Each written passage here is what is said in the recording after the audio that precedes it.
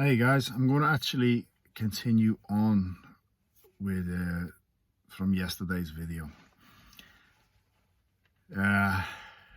This is not new information. This is something I've been sharing for a long time. Still on the topic of nutrition to some degree. Even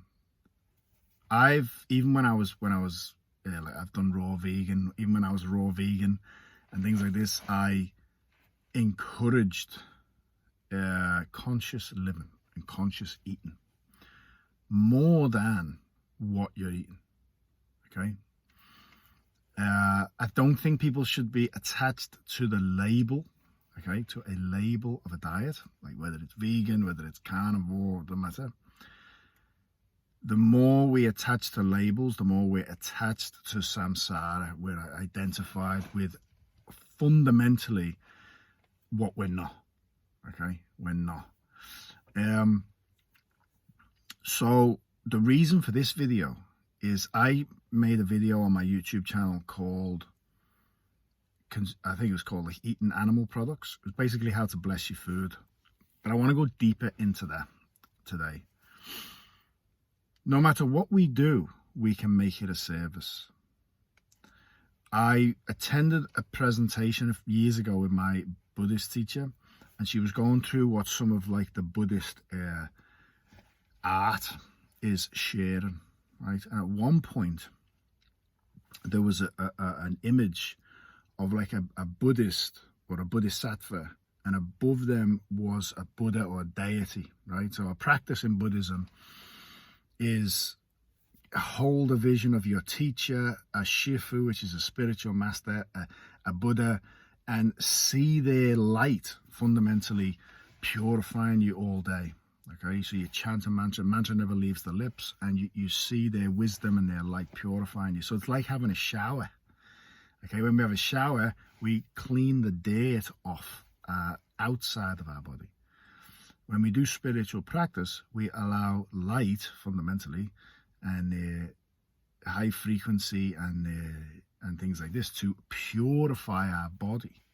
But in the image, there was a lot of like what looked like hungry ghosts, because the hungry ghost realm is a realm in Buddhism, and that those hungry ghosts were feeding off the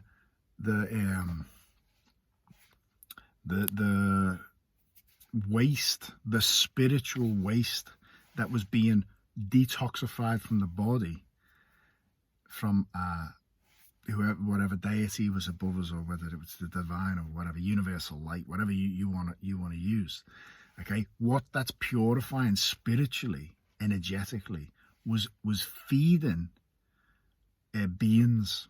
Okay, and I said to my Buddhist teacher, I said, can you go into that a bit more? And she said, not really in this, because she had to get through a lot of slides. She said, but fundamentally, in reality, something feeds off something else. Everything feeds off everything else. Okay, so when we look at that, we look at we can make everything a service. Okay, so let's say you go to the bathroom and you have a poo, or you go and have a poo in the wild, right? You can, if a conscious living is everything's a service. May my waste serve beings. Okay, you're putting a positive message and imprint on that activity. So if you are in the wilderness, you're walking in the forest and you need to go to the toilet, and you poo in nature, right? And you say that things will eat that, okay? But it's the same if you're doing a spiritual practice. You're doing a spiritual practice. Even our waste, even our spiritual waste, our negative mindsets and things will feed beings somewhere, serve somewhere. Okay, but I don't want to go too far into that. I want to talk about conscious eating. Okay, because I've seen so many people now who are on the carnivore diet and they're showing off their muscles and things like this, and they're eating raw meat all day. And people are saying, oh, they look so healthy, I've never felt better, this, that, and the other. I think that is madness, because if you are eating a lot of lives, right, for the self, the ego, to get muscly, right, that's a waste. And I've done this, by the way. When I was younger, I just wanted to get big, and I was big, and I used to consume like 2 chickens a day and all the rest of it, right? But that's insanity, okay? That's just ego gone crazy. So we have to acknowledge that whether it's a plant or whether it's an animal, something has lost its life to feed us, right? So let's go back to blessing food. And I want to share something with you, because I've started eating more meat, right? And this is my theory. I've watched like people like James Asprey, who's like I met James in real life years ago. He's a good guy, but I think he's very extreme. He's a vegan activist, and the last videos I looked at him, like maybe last year, he was doing things that I just didn't really resonate at all with. But let's say you have. So I heard him in an interview once, and I'm not picking on the guy, because he might have just been saying this for argument's sake, but he actually said, you know, if I was living on a desert island or whatever, and there was just me and another animal, and there was no food around, I'd kill that animal and I'd eat it. But his argument was, we don't have to do that. We can eat a vegetarian or vegan diet, okay? I get his point, and he might just be trying to make a point. That's completely opposite to me. And a lot of people might think that what I say makes zero sense, and that's totally fine. A lot of people might think my rationale is off its head, okay? Because I'm the opposite. And the reason I'm sharing this is because I'm trying to bring a spiritual dimension, a spiritual understanding to our daily activities, okay? So I'm the other way. If something is already dead, then I will save its journey the best way I can. Because even in Swami Rama's book, he meets a sage that is actually eating human dead bodies. And that's like against a lot of the Hindu yogic vows, is to eat meat. And Swami Rama says to him, why are you eating human flesh? And he says, why are you so rigid and saying it's human flesh? It's not human anymore. The human's gone. It's just matter now, right? It's just matter. And he actually was an alchemist. He was changing some of the human flesh. He was putting it in a pot, and when he was opening the pot, it was like a sweet dessert. Okay, it wasn't flesh anymore. He was actually using ancient alchemical spiritual practices to change the matter, the energy and matter of the food, right? So if an animal's already dead, I will try and save its journey and allow that its life to save me too, okay? But if I was on an island and there was an animal and me, and I had to eat that animal to survive, I'd rather die. I'd literally rather die. I'm not going to take a life to feed me, okay? Petrol Rinpoche, beautiful Rinpoche from years ago. I read his book. If you want to, it's a biography about him. It's called Enlightened Vagabond. Beautiful book. They're in barren land. They're in Tibet back in the day. Barren, right? Nothing to eat. One of his disciples sees that, I think, sheep were falling off the cliffs, and when the dead bodies were there, Petrol Rinpoche said, we haven't eaten for weeks. Literally, they're starving to death. And Petrol Rinpoche says, if you see a dead sheep, we'll cook it, okay? So he gets a dead sheep, and they cook it, and they get some meat from it, and they get some sustenance. There's nothing else to eat. Then, when they've ran out of meat, he says, go and get some, see if there's any more. When he goes round to see if there's any more, Petrol Rinpoche looks where he's going. And when he's about to get the sheep, there's a load of birds and eagles waiting to eat the sheep, right? Petrol Rinpoche goes, no. We can't eat that food. It's not for us. Okay, now this is the depth of his compassion. He's been starving to death, and he's not prepared to eat an animal that's dead because it's food for other creatures, right? So I would never take a life. Let me tell you, Master Shah said this a few times as well. He said, if you're in a restaurant and you pick a lobster to be killed for you, you get big karma for that. A life is being killed for you. I'm not a fan of that. I'm not a fan of that. I'm not a fan of killing animals. I won't kill in the wild. But if an animal's been killed, okay, I will try and save that animal. And I'm going to go into a bit more detail into this in a minute. So look at this. Let's say this is the new way I bless my food. And I want to emphasize how important blessing your food is. Don't ever not bless your food. Master Shah's teacher, Master Guo, said, offering your food to the Buddhas, the higher enlightened beings, right? Offering it first before you eat it. Please, all my shifus and spiritual fathers and mothers, please eat first. And Master Shah's gone deeper into this. Master Shah said, when he first saw Master Guo do it, big feast was put out for all the family and the community.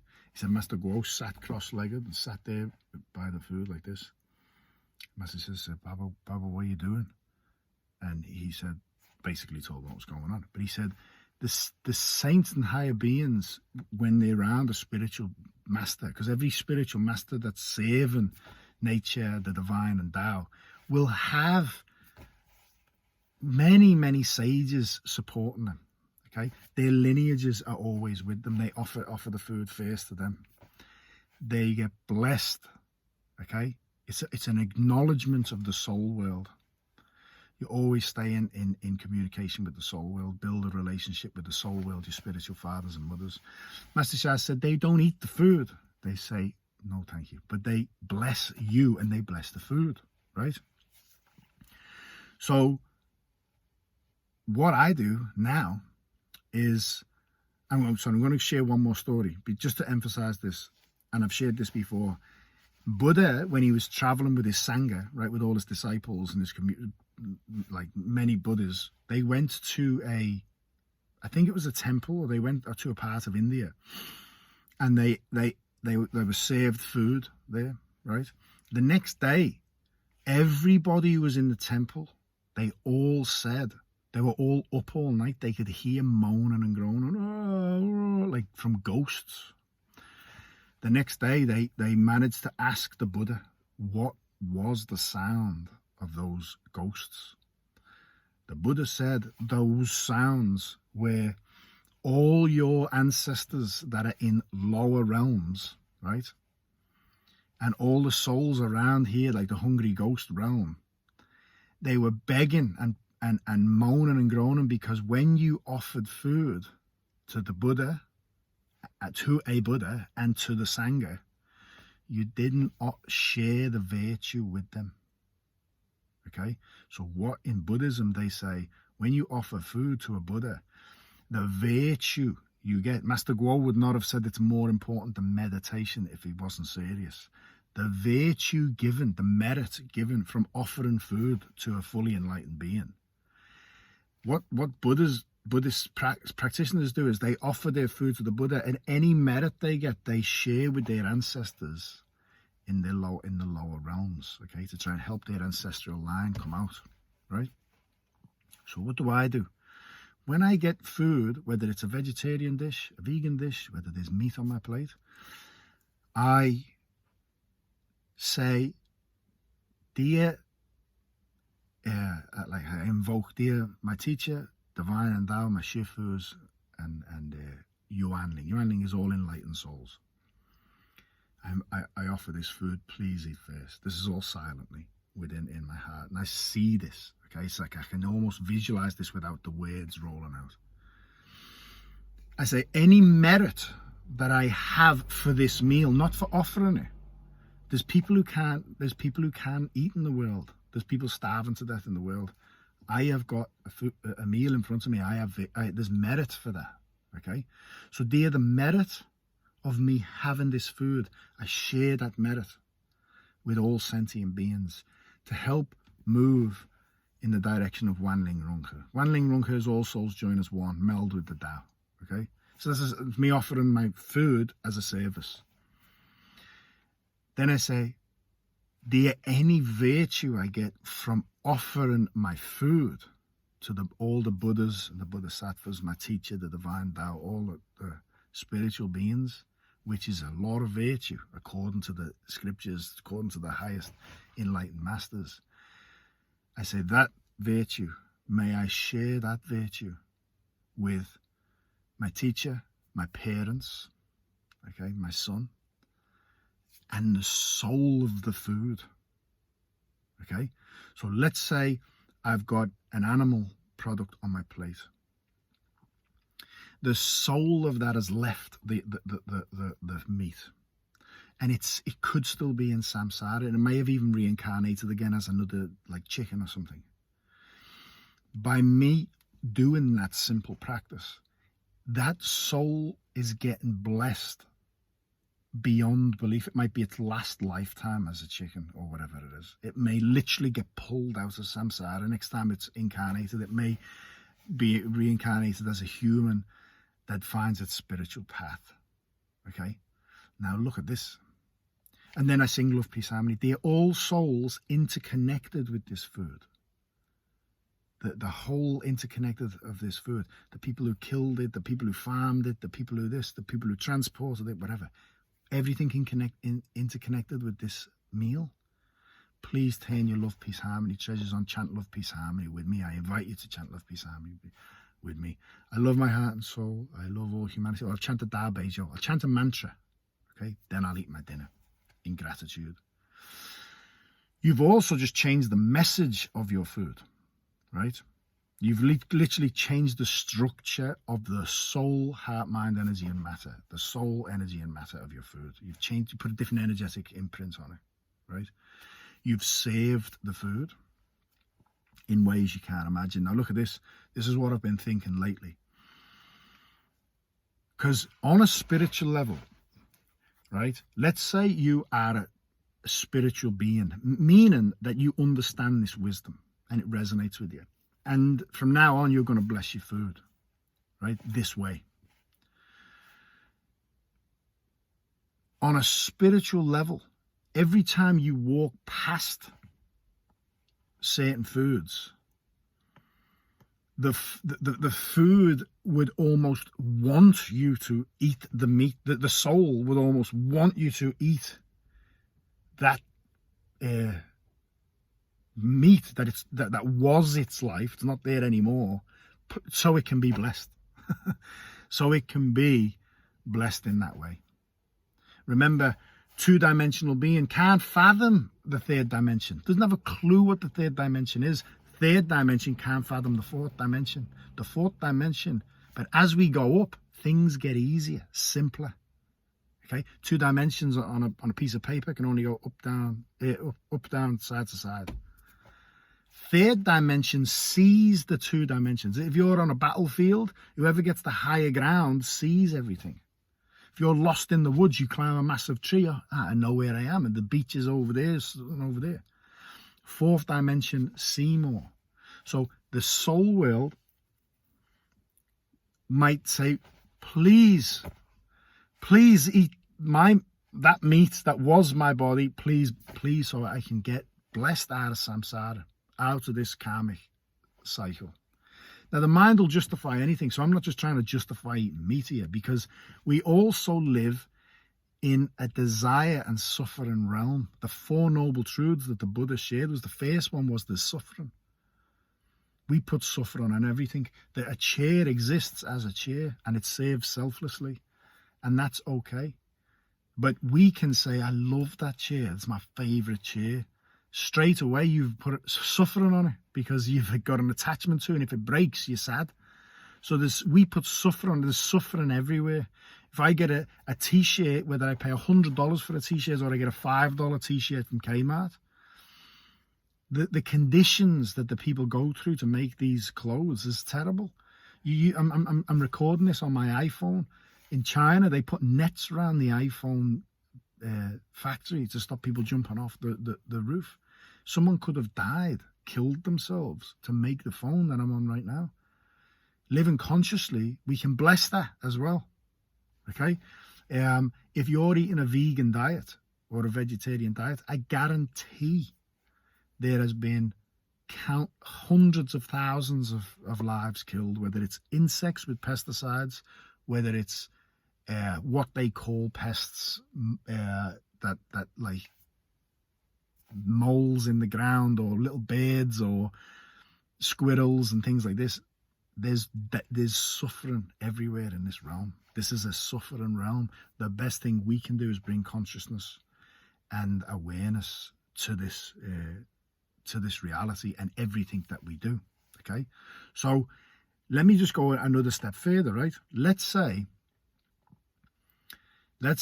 you're like myself, started eating more meat, because definitely I think there's a conspiracy around the vegan movement. I think it's not it doesn't come from good origins, and I don't care whether you're a vegan, I don't care what you do, right? I definitely, my body doesn't function as good off not having some form of animal products, okay? But let's not go down that road. What I'm trying to say is, let's say I decide to eat meat. And I've heard the Dalai Lama share this. If you've got a plate full of prawns, there could be 10, 15, 20 lives killed there. But let's say I bought, let's say that I went to an organic or a free-range farmer or whatever, and the farmer had an animal, a deer or something, that it was already dead, right?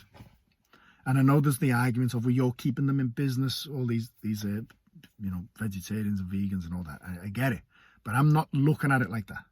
I'm looking at it as, if I go there and there's an animal that's already dead, how can I save it? Because again, in Buddhism, they also believe that anything we come in contact with has been our mother before. Okay? So if I go to one farm, there's how many farms I could go to, but if I decide to go to one farm and there's one deer, let's say, a full deer, what's the chances? What's the chances of me going to that farm, meeting that person and buying that deer? There's a spiritual reason for that. That could have been my mother. Okay? So I want, in a past life, so I want to save its soul, right? Everything can be a service. So let's say I bought one deer, because you can do this now. You buy a deer and it's, let's say, for example, it's been butchered, meaning that you've got all the organs, you've got all the ribs, all the meat, right? It's already been prepared, packaged, and you have a chest freezer. You're eating one animal a year. Probably could last you a year, right, in your family. Because, let's say you ate one animal a year. Now, let's say you're eating a part of that animal every day, possibly twice a day, right? And you're doing the blessing that I've shared that I do once or twice a day, offering that virtue to that animal. Over a year, you could enlighten that animal soul. You've just turned that into an incredible service. Now, let's say you don't eat meat and you're eating fruit and veg out the garden. Does that mean you wouldn't bless it? No, it doesn't at all. Everything has a soul. So any food that comes into our mouth, we bless it. Does that mean we don't bless water? No, it doesn't. Anything that enters our being, we bless it. Okay? You can bless your t-shirts. When you buy a new t-shirt, there any soul interconnected with this t-shirt, meaning anyone that's worked in the factories, that's got the cotton, who's designed it. Please turn on your love, peace, harmony, treasures. I love you. I thank you for your service. You're saving me as a t-shirt, selflessly. I love my heart and soul. I love all humanity. Join hearts and souls together. Love, peace, harmony. Love, peace, harmony. Om mani padme hum. Om mani padme hum. You're blessed, and everything interconnected with your t-shirt, with your shoes, with your socks. This is conscious living. Brushing your teeth. Any souls that interconnected with this toothbrush. You get me? This is how we live consciously in the world. This is how we can turn anything into a service. This is how we drop the rigidity of the mind of saying, I am only going to eat this, and if you eat the opposite to what I think, you fucking, vegans giving people death threats. I mean, you know what I mean? This is like, this has got, to be honest with you, it's got nothing to do with the diet. It's got nothing to do with your eating. It's only got to do with your identity. Remember the 5 layers of attachment. Okay, I've shared these multiple times. In the book, the five layers of attachments. In that book, he uses the analogy of a football fan. He says someone with level 1 attachment can go to a football match and enjoy the match, but he doesn't care who wins, and once the game's over, he's forgot about it. Level 2 is you start wanting the team to win, right? But you're not bothered if they do or they don't. Level 3 is you want a team to win, and if they win, your next few days are good, and if they lose, your next few days are sad. Level 4 is identification. Okay, identification.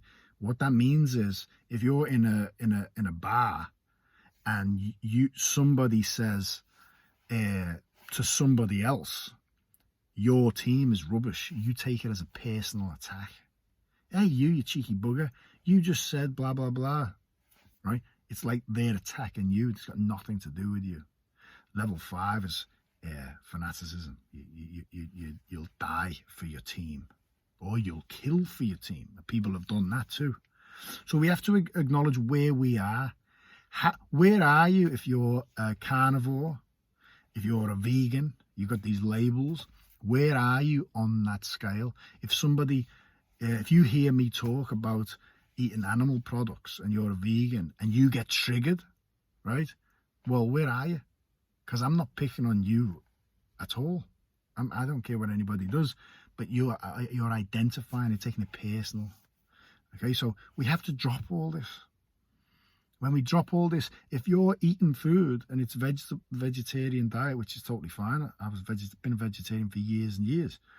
But if you're eating food like that and you're angry at everybody, you are doing no service. You're doing no service to the world. You're literally adding more pollution to the world. If you're an angry activist vegan, you are creating more of what you don't want. You are not serving this world, I promise you. It's about being conscious. It's about being present. And it's about being kind. Okay? So yeah, just a video that I wanted to get out, just to follow on from yesterday. Bless your food, guys. Turn everything into a service. And I love you all very much. Take care.